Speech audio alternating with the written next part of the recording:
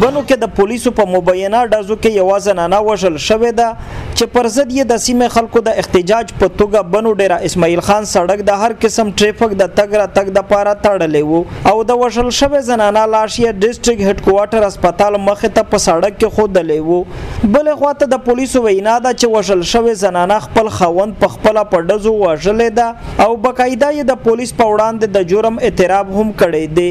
د احتجاج کوونکو وینا ده چې نن سحر د منډان تاڼې پولیسو سپونی کلی فتاخل سیمه کې د یو تن په کور چاپه وهلې ده کم چې معمولی جرم کې پولیسو ته مطلوب وو دغه خلک الزام لګوي چې پولیسو د چاپې په محل د ملزم کور ودانه په کور کې دننه په ډزو وژلې ده کوم چې د قرآن حافظه او دینی عالمه وه د احتجاج کوونکو غوښتنه وه چې متاثره کورنۍ ته د انصاف ورکړي شي د منځانې سیچورو یې موکیر تا پوس په پوډي باندې چیک شو په کېری فاینینګ کو په نشاشه وو په نشاشه فاینینګ کړه دنه د وینې ټیسټ وشي امیر بچیا لیما وړ کې قرآن ته نوستا وا پلیز راغلاو دې امر ظالمان دي چې ګیټ یې خلاصو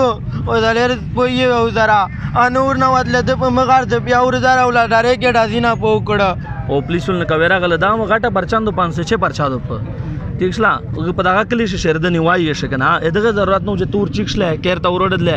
شزینا دا ورنه کړه ډازینا پکوي وې انسا دای هب یولا او داسه رنی و دغه سه ګرو او چې سرنګ نه کا دای یو کنا او پېښ چې شزینا نه کا اوله کې دم راشلا نه کا یغشلا پروتلا به سچو هغه نه کا ډایرک کاټه کو دیولو ډایرک لوړ لاسه 15 منټانه دي تیر کړي بل خواته ډي پی او بنو وسیم ریاض میډیا ته ویلي دي چې دغه زنانه خپل خوند په خپل په ډزو وژلې ده چې هدف یې په پولیس باندې الزام لګاول وو ډي پی او بنو وسیم ریاض دا هم ویلي دي چې ملزم بقاعده د خپل کورودانې د قتل اعتراف هم کړی دی او د دین وړاندې هم دغه تن په یو شمېر جرمونو کې کاکړ او پولیس ته مطلوب وو देखिए ये जो इंसिडेंट हुआ है इसमें जिस शख्स ने अपनी बीवी को कत्ल किया जिसका नाम अबू बकर है उसको पुलिस ने गिरफ़्तार किया है और उस शख्स ने पुलिस के सामने एतराफ़ जुर्म भी किया है ये भी बताता चलूँ कि इससे पहले इस शख्स पे 6 FIR हो चुकी हैं और उनमें से जो लेटेस्ट FIR 4 अगस्त को हुई उसमें इसके जो ससुर हैं उसने इस पे की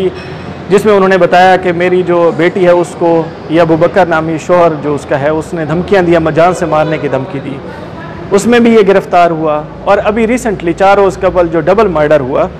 उसके अंदर ये हमें मतलूब था بل خواته احتجاج کوونکو دا ویلي دي که متاثره کورنۍ ته انصاف ور نکړي شو نو دوی به دغه د احتجاجونو لړۍ ته دوام ورکړي د کیمرامین آفتاب خان سره گوهر وزیر خیبر نیوز بنو